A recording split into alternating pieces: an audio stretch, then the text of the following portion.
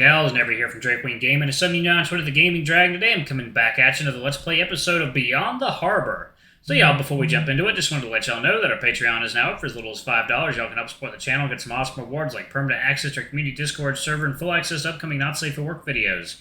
Anyway, y'all, let's go ahead and jump right back in. Alarm chain, you are up, and let's go. Alright, Trev's words catch in his throat, the pathetic noise.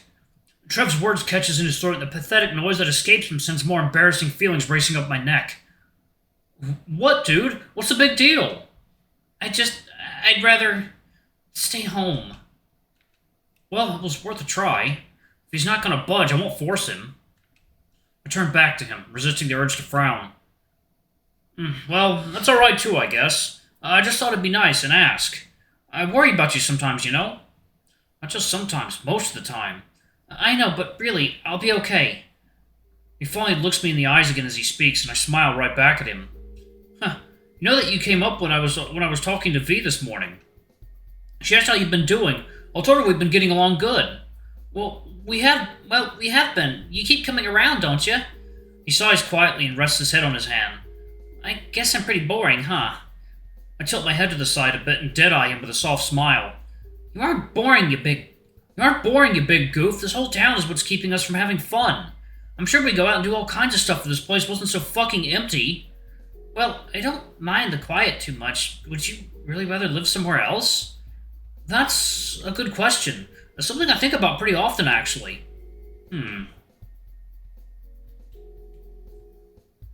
Yep. I've given a lot of thought lately, and I can't help but feel like this place is toxic for me. Trev tilts his head and scratches the side of his snout. You had a big change of heart? Last time we talked about this, you were firm about staying here as long as you needed to. I nod, folding my arms. Call it a gut feeling, but I feel like a lot is going to change this weekend. The iguana looks me up and down before briefly looking away. Well, I'd miss you if you left. You know I wouldn't just dump you like garbage, Trev. I chuckle, but I feel like it comes out a lot sadder than I'd intended. His eyes widen for a split second before he blinks and they return to normal. I know. Every time it comes up, I just worry is all. Puh. Ain't that a case of deja vu? We laugh together. As the air in the house finally starts to feel a bit easier to breathe. You get used to it eventually. Trevor and I sit in his room and chat for about an hour. Well, we don't exclusively talk. The iguana pulls the bug game to show me his progress. I can barely follow him. Before long, I'm laying back on his bed and browsing internet on my phone. Trevor's happy I showed any interest at all, though. He was beaming practically the whole time as he explained this or that. A little nod when he finished talking was more than enough to keep him satisfied. After about an hour or so, I feel a bit restless, though. There's a little shudder, and I turn to Trevor. He's logging out of his character now, and this will probably be the best time to catch him. Hey, Trev? Trev turns around to face me, lifting one of his scaly brows. He curls his tail around to the front and wraps it around his legs. I'm gonna head home here in a minute. You aren't staying the night? It's already past 11, so I'd assumed you were. I shake my head and sit up.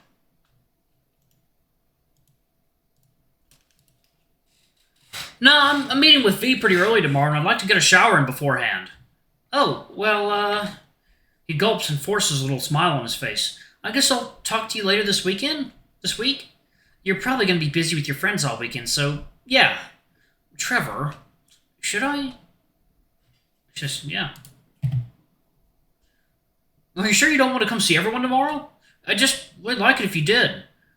Trev opens his mouth, most likely to object, but I cut him off before he can. I'm not sure how it's going to go. I have a lot of mixed feelings, you know. But why exactly? I'm not sure I understand. Trev stutters a bit as he speaks, and his eyes scan the room frequently before locking back on me. Push the offensive. I know I already asked you, but I'm serious. I really want you to come. And, it's a little selfish of me, but... I gulp and attempt to organize my words. There's an intensity lingering in the room, and it's scrambling my brain. I want to have someone to fall back on in case things don't go the best. Can I? Just as suddenly as I gather my thoughts, I choke and my brain scrambles again. I cough and attempt to clear my throat. I'm not entirely sure why the words caught in the first place. Trev. The iguana leans in close to me with his mouth slightly open. He's hanging on every word I say, and I just can't bring myself to spit it out. What the hell's wrong with me all of a sudden? What is... Oh. Is it the dog? Everything. For me. Don't you... Ooh. Go on. My insides swirl around themselves like they're caught in a twister and I feel sick. It's a sort of pleasant sickness, though, like I'm sick on his sweetness. And if I'm being honest, I'm afraid. You know I trust you more than anyone. I stare intensely at the iguana's big green eyes and clench my fists, steeling myself against the unease. So I'm asking you as your friend, please?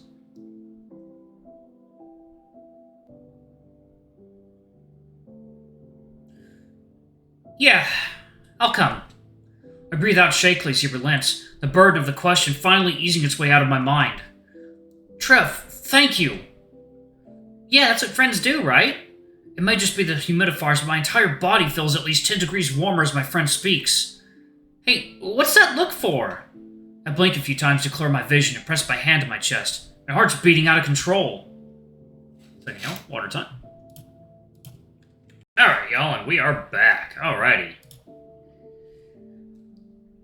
I can't laugh right now, it may give me hiccups. My laugh flutters on the warm air like a moth with lopsided wings, and Trev's gaping mouth carves up into an uncomfortable smile. What's your deal? I shake my head and dig my spindly fingers a bit deeper into my core. Nothing. I'm just really happy. I'll, see you tomorrow then? I nod slowly, standing up on my wobbly legs.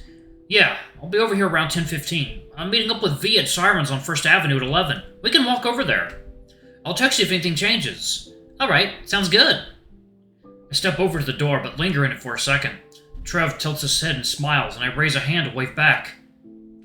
I step out of his room and close the door.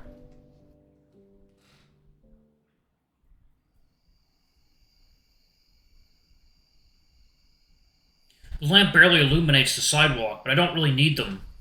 I know how to get home, every twist and turn of these empty streets. The old folks that call this town home have already been in bed for a while, drawn curtains adorning nearly every window. It's quiet out, and I've been keeping my pace slow on purpose. The night air is carrying a bit of a chill. It's perfect sweatshirt weather, and I'm damn well gonna take advantage of it.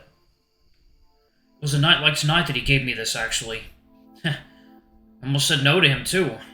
I pull the collar of my sweatshirt to my nose and take a deep whiff of it, but it's no use. It hasn't smelled like him for years, and I know better. But I still remember. I used to love just walking around at this time with him. We didn't even have to do anything else. Just being together was enough. What would we do that night? Maybe we'd break into the old warehouse. We'd go hang out in the tunnels, or maybe we'd just walk on people's cars. Until my foot went through Old Man Yellow's windshield, the alarm went off, and I think my heart stopped. His next-door neighbors were outside having a fire. They shouted him. I'm sure someone recognized him. We ran for what felt like hours. The legs carried me as far as they felt I needed to go. I hid in the storm drain, though, so it couldn't have been more than 20 minutes. My heart was beating out of my chest, and I could feel his, too. His sly smile as he breathed heavily, outlined in the moonlight that fluttered its way in through the grates above. That's the dawn I remember. For what it's worth, those memories will...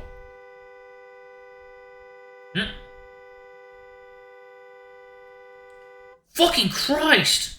My body rockets what may as well be 20 feet into the air before I ungracefully land back on my feet, wrapping my arms around myself out of fear. Who? Ha! Dude, you need to see your face right now. I slowly swivel my head behind me to see a familiar feline laughing his ass off in the driver's seat. I hear the door click as his laughter dies down a bit, and before long he's stepping out into the night air. Oh. I was honestly expecting a total wipeout, so you've already exceeded my expectations.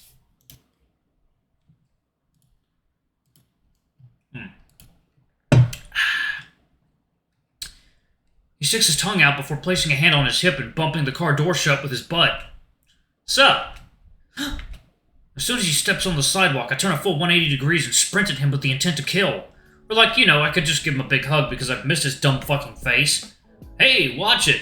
He throws up his arms and protect himself, but that's exactly what I wanted. I slow my pace just enough to not knock him over and wrap both my arms around his midsection.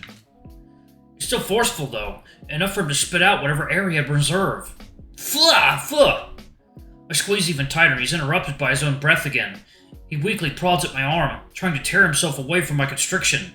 I have no intention of letting him go, though, until I feel him stumble a bit, no longer able to sustain his balance. Luckily enough, I'd planned for this and steer our fall to the much softer grass nearby. Better than pavement, I'd say. Besides, Sam can take it. The cat struggles to take in air as he rolls on his back and I follow in turn. I didn't realize how out of breath I was until now. Actually, that little run was enough to win me, which is concerning. But at the moment, I couldn't care less. Seeing Sam again for almost a year, that's what I cared about. I slug his shoulder and scowl at him. The hell, dude? Is this why you... The hell, dude? Is this why you stopped responding to me on Tuesday? Could have fucking told me you'd be back in town. Sam scowls and recoil, but returns to his normal demeanor within seconds. Well, A to you too, violent psychopath. He laughs and I give him another punch, a bit lighter this time. Yeesh, the fuck is that for? I come all the way out to Harborton to see you, and this is the kind of greeting I get? The cat gives me a big goofy smile, pointed devil teeth jutting out like they always do. I suppose I'll forgive you this time. In fact, I'd say you owe me for getting out of that funk, huh? I tilt my head, but he reassures me by rubbing my shoulder tenderly. Look at me like that. I know you're in some shit. You're always in some shit, yeah? I tilt my head yet further and slit my eyes a bit as the cat stands himself back up. Well, Before I can continue, however, the cat presses his pointer finger to my lips. Shh! I need to say it. I know what's up. Sam wiggles his eyebrows in a manner he probably thinks is seductive. He just ends up looking like an absolute idiot, though. Lucky for him, that's kind of what I needed right now anyways. Before he gets the chance to pull his hand away, I grab his arm and bite his finger softly. As soon as I get a taste of the oils in his fur, the cat yanks his hand away out of revulsion and wipes it furiously on his pants. I can't help but laugh at how flustered he is. The fuck, dude? That fucking hurt! He glares at me as a chaotic grin slowly creeps its way onto his face. Back to being silly. I'm gonna get you back for that. He reaches out to help me up, watching carefully. I consider pulling him back down to the ground, but I don't want to give him any more ammo. Not yet. That's not how our game works. The grass was pretty comfy, but I guess I'll get back up. I take his hand in my own and he pulls me back up to my feet. You're welcome. What, you're not gonna sick it on me immediately? He laughs and shakes his head. Nah, I'll wait on it. Be too obvious if I got you now, huh? So... He turns away from me and begins strutting back to his car, flicking his tail to the beat of the night. I'd like to hang out for a couple days if you don't mind. Huh? Where are you staying? He shrugs. Nowhere yet, but... One particular mouse told me his parents are going to be out of town this week. You think he'd let me stay with him? I shrug too, forcing out an awkward chuckle. Would it matter? That mouse's parents actually like you. He laughs. His parents would like me if I banged his brains out? You act like you even could. I bet that mouse is out of your league. Is he? Let me try to recall his appearance. The cat turns back around to face me and scratches his chin. I don't know. If I remember correctly, he dresses like a dork and kind of smells. Oof. He burst out laughing simultaneously. It's way too dumb to be offended. Alright, you know how it is.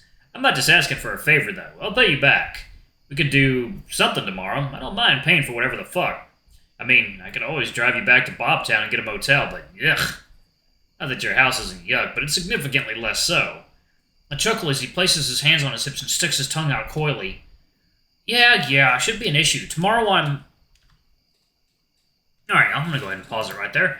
Thank you all so much for watching. Don't forget to like, comment, subscribe, ring that notification bell, and check out our Patreon if you can. It always helps. Before I go, I'm going to give a quick shout out to our lovely bronze tier patrons. Thank you all for all you do for the channel. We greatly appreciate your support. Thank you to our silver tier patron, Kate Silverman. Thank you for going a bit above and beyond. It's greatly appreciated. Thank you to our gold tier patron, Amr. You're awesome. We love you. Thank you for subbing to Ultimate Tier anyway. If y'all want to get your names in the credits, get access to not safe for work content as little as $5. Alrighty, I love you all, and I shall see you all in the next video. Bye-bye!